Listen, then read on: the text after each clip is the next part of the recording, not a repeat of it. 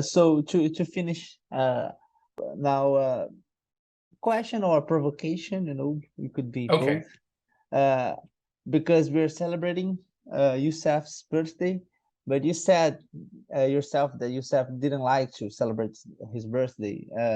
But uh, we are here honoring him, I guess, by thinking of him about talking about thinking music, not just playing music.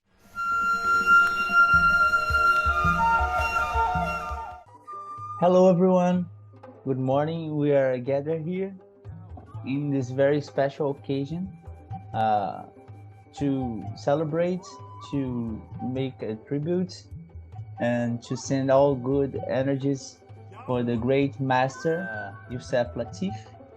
So we are here with the other great Ralph Miles Jones, uh, his pupil, a great professor, a great musician. And we are gonna talk a little bit about Yusef's life, about their relationship. And Ralph's gonna tell some very interesting stories about him, about the way he acts, his philosophy, his thoughts. So, yeah, Ralph, thank you for being here. Welcome to this great interview and tribute to this great man. So before I even begin with my questions, I would like for you to say something about him or anything you want. So please, Ralph, if you can enlighten us with your knowledge. Thank you, Juan. As always, I'm very honored to speak with you, but I'm also honored to speak about my limited, and I must say that, my limited knowledge of Yusef Abdul Lateef. And, we go back to, him being a fellow Detroiter. He was very, how should I say, he was very acknowledged in Detroit by the musicians in Detroit. And I think that was because of his personality, his gentleness, and also for his seeking mind in the music that he was doing. And that was going back to the 1950s, and moving forward. And I think one of the things that really always attracted me was the fact that he would use indigenous instruments in his music. He would make his own flutes, but he would also pull in Middle Eastern instruments, South Pacific instruments. Yeah. Yesterday in our session, we had an ASM session for you guys who are watching now, and on this session we were talking about this Oceania and Asia, places in the Pacific islands. So specifically we were talking about Malaysia, and it's amazing how we can listen to the blues, listen to Yusef, how we can see how these kind of musicians and composers of this time were experimenting and bringing different influences in instruments and shapes of sound. So I think Yusef is one of he's in the vanguard. Absolutely. Absolutely. He put no boundaries on his music. He put no boundaries on what he was seeking creatively, which was always very interesting to me. And I have told the story before, but when I first met him in person, my father and my aunt took me to see him to a club. And I was like so fascinated because he played the oboe. And I had never heard the oboe played like this. I mean, this was at the earliest beginnings of my musical life, I should say. And I go to this club because, people, if you're underage, you couldn't go to clubs, but they had matinees where, musicians that were playing at these clubs, they would come in from 4 o'clock until 7 to perform a set or two. So I guess my father figured it was time for me to be initiated into this music, as it were. Even though he had been listening, he had albums by Yusef, and he knew about Yusef. He knew about his music and how important he was to the musical atmosphere of Detroit. The musical life of Detroit. But when we started doing music together, we were with Eternal Wind. And that was incredible because Charles Moore is the one who called Yusef and told him about what we were doing on the West Coast. And Yusef had just got back from Nigeria. Mm-hmm. He had just won a Grammy, the very first Grammy for New Age music, which was, he got a big kick out of that because he said, I don't know what is this New Age music? I've been doing this music all along,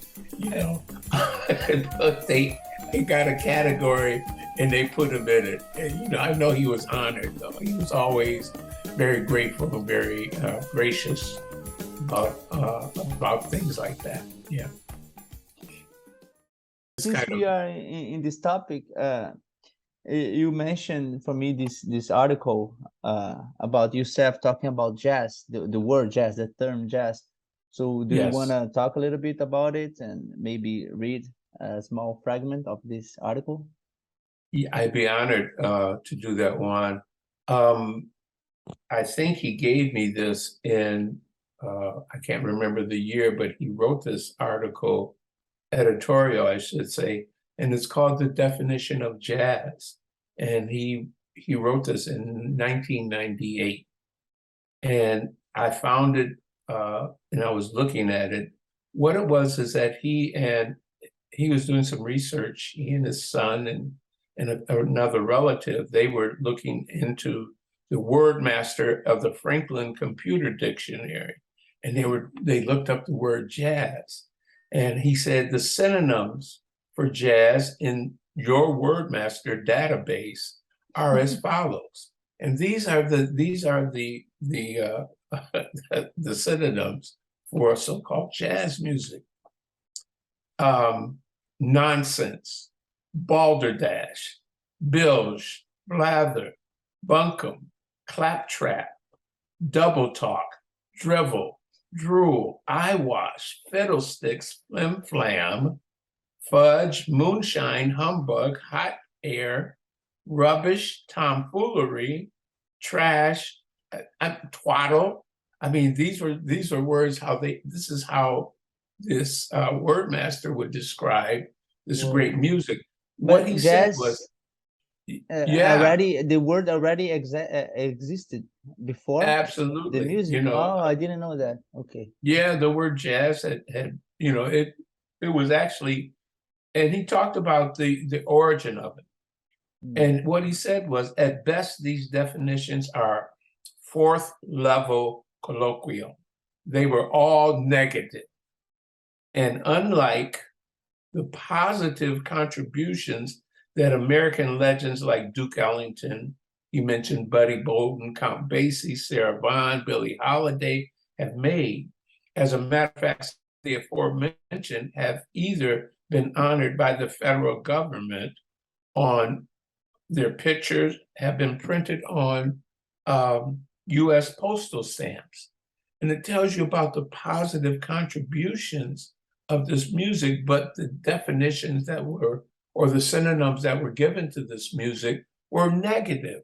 And that was one of the things that he explained to me when I got a chance, first met him to perform with him.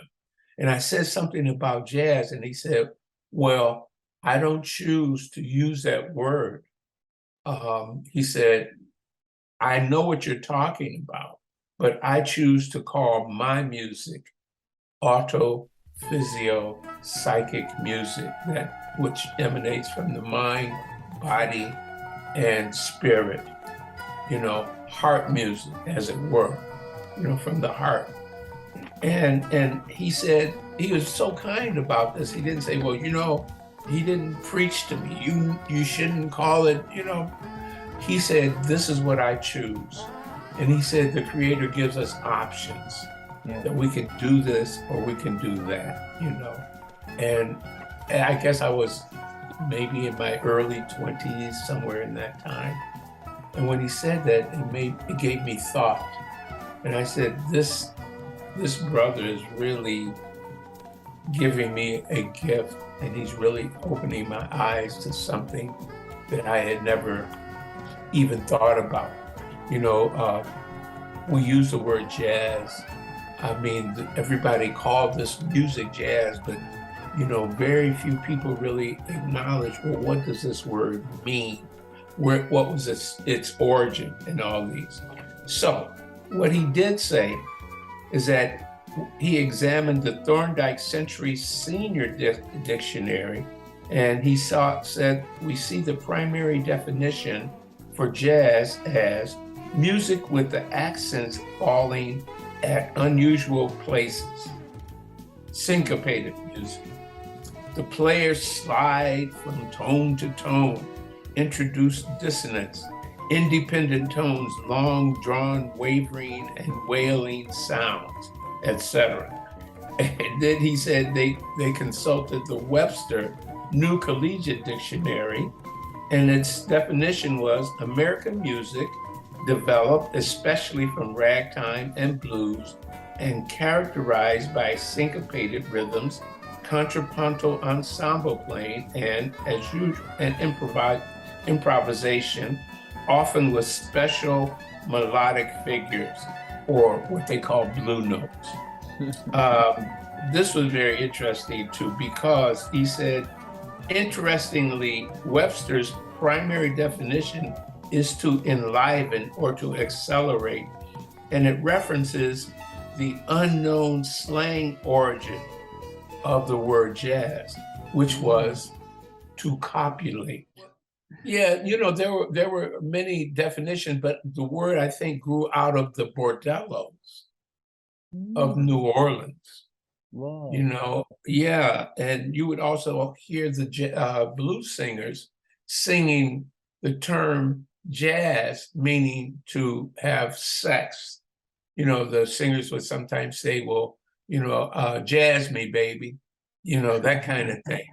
And we understand that historical reference, but at the same time, he said, the people that have contributed to the positiveness of this music, I don't think they would appreciate the reference to compilation. It comes from the spirit, which is something that he spoke about, when he said auto, which meaning the self, physio, body, physio, psychic, the mind, and the body, it comes from within.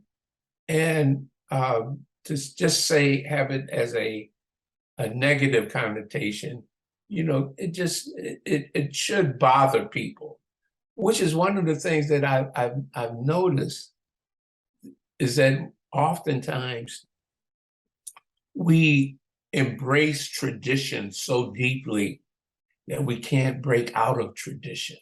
In other words, naming, names that are given to us, names that are given to our music, and we say, oh, well, this is what it is. But, in our society now, there are so many definitions of jazz. Oh, yeah. Hot jazz, cool jazz, smooth jazz, this, all these what is it, So therefore, you look at Duke Ellington. Now, I'm going to say this. In 1933, Duke Ellington wrote an essay about the term about music. They called his music jungle music. Think about that. Duke Ellington, Oh jungle my music. God. Yeah, One of the how greatest. demeaning. Oh my God.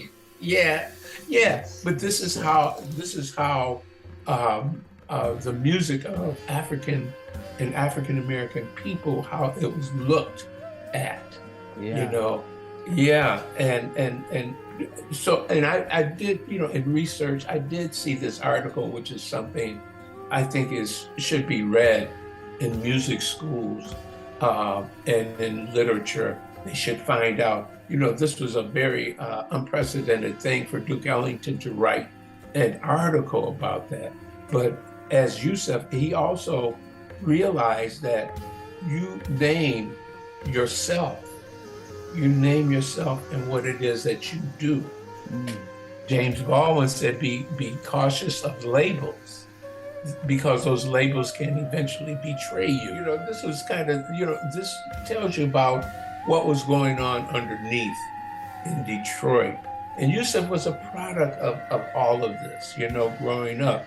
He went to a school called Sidney Miller High School, that had incredible young musicians. Every school in Detroit, every public school had music departments and outstanding young musicians. And I think he was at Miller High School with Kenny Burrell. He was at Miller High School, I think, with Milt Jackson was there. All these soon to be outstandingly great musicians were all in school together studying music, and they made their names in this music historically. So yeah, he was what an incredible time for him to come up. And we did a tribute to Yusef in 2012, and it was called A Man of Honor. And he came, and he also invited a guy named Matthew Rucker, who was a guy that had a big band that gave Yusef his first job playing. And there's a picture of Yusef, with playing in this big band. I think he said he was 18 years old or something. How incredible, to get a start like that. And then, he starts playing with so many different people. He gets a call to join Dizzy Gillespie. Mm. Also, before that, Yusef's working. He's unloading boats. He's working in the factory, in the chemistry department of these. He's just doing all these things because he had a family. Yeah. And he knew the first thing was to support his family. So you had your first encounter with him when you were still a teenage. You were 13, right? Yes. But later you had the opportunity to work with him for the first time. And you mentioned Charles Morris, who also had his birthday. Yesterday, yeah. So can you say a little bit more about how was this experience? You said that Charles made contact with him and then you started playing. How was it? You recorded first or you made a tour first? How was the experience itself? Well, we had been, and I mean Eternal Wind. That was Charles Moore, Adam Rudolph, Federico Ramos from Uruguay, and myself. That was Eternal Wind. And we had been rehearsing, Kathleen can attest to this, we had been rehearsing for years, developing music. We were not interested in, a gig or, go out. Of course, it would have been nice, but we were in the process of developing something very special and it was kind of at the onset of what people call world music, because we were incorporating a lot of different instruments into our ensemble. when Yusef won, won this Grammy Award for New Age music, which was, come to think of it, was electronically oriented as well. But Charles called Yusef and he said, told him about what we were doing. And then Adam had made had contacted Robert Browning at the World Music Institute in New York. And there was a place called Symphony Space. That was the space that they had contracted us to do a performance with Yusef. Also, Cecil McBee, the bassist, was on that performance with us. We rehearsed and we stayed at Don Cherry's loft. Wow. in Long Island City, because Adam had a wonderful relationship with Don Cherry, playing music with him, traveling with him, and Don was out of town at the time, and we were trying to, of course, cut corners, and but we all stayed at the loft, down at the loft in Long Island City, and we rehearsed. And Yusef came into the space for rehearsal, very much on time, as always, but very much on time. And that's when he was so glad to meet us, kind of for the first time, and that's when he began to explain to me, because I said something about jazz, and he said, "Brother, this is what I choose to call my music." And it's stopped me in my tracks. And from that day on, that was like 1989 or something. I was teaching, and I said, I'm going to use that term myself. And I began to use that term because I began to find out that there were other musicians that also rejected the term jazz. John Coltrane, and I'm going to read this brief quote. He said, "I myself don't recognize the word jazz. We're sold under this name, but to me, the word doesn't exist." This is what John Coltrane said. Yeah. And these guys were always studying. These guys were always not just playing music together or practicing together. Yeah, they would talk about, things that they were dealing with spiritually, and John and Yusef were very close. There was because he would come to Detroit, John would come to Detroit, and he would see Yusef, and they would talk about everything. These musicians were connected. What is the best tribute to honor him that we can do? How do you evaluate what we are doing now, and how would he think about it? Just this great name, this great man, and great musician, and to be talking about him, to be doing this, to have the opportunity to talk with someone that met him, that learned with him, is something that I also can put in words. And yeah, just your thoughts, your final thoughts about all of these, and if he would like this simple simple tribute we're doing to him. Juan, and I believe that Yusef would say, "I'm grateful." And he wouldn't say anything more than that. "I'm grateful." Now, he actually has a recording, and it says, "I'm grateful." That's something that is one his wife, one of his wives, Tahira, when I would call them up on the phone, and she would say, "Oh, Brother Ralph, how you doing? I'm grateful." And I would ask her how she's doing. And you know what? That thing of gratitude, that's a deep thing. I think that's what Yusef would say. you know, when he got the new age Grammy, you know, I think he said, "I'm grateful." He didn't say, "Well, that's not, you know, that's not what I do." And but you know, he didn't he because he was grateful for that. You know, he was grateful for all the things that had that life had given him, even the things that were the struggles and the challenges. You know, you become grateful for these things. You know, you can't see it when you're in the middle of the storm. You don't always see, you know, but then you realize, you know, this is what builds you as a person. This was what makes you who you are, is that you've had to deal with challenges and struggles. You know, Yusuf had to do that.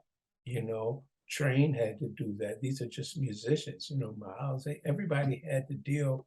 We are the offset of that. You know, we're dealing with our own struggles. We've just got through dealing with a pandemic, you know, that the world has never seen anything like this. Yeah. So it's having effects on all of us in some Oh, kind yeah. of way. But you know, to bring it all back, one, you know, I believe deeply that you know, in acknowledging yourself, he would say, "I'm grateful." Yeah. Wow, that's beautiful. That's beautiful, Ralph. Yeah, Yeah, so I think that's a great way to end it, with gratitude, with this kind of wonderful, lessons that Yusef is still teaching us. yeah. And I got a feeling like I know him a little bit better now. I feel closer to him. Well, Thank you so much, Ralph, for this great, great conversation. I'm very grateful for being here with you in this moment and to sharing this knowledge with you. For those of you who are watching, we are ASM, Aesthetic Speaking Music, and we have our Zoom sessions. We have other materials on the internet, on YouTube, TikTok, Instagram. So if you want to find more about our work together, our conversation, our thoughts and philosophy, please look for us in the social media, and we'll be happy to have you joining us in our sessions. And that's it. You want to say anything for the audience, Ralph, before we say goodbye? I'm grateful. I am grateful. I am grateful. You know, peace and blessings to everyone. Great. Peace and blessings, everyone. See you until next time.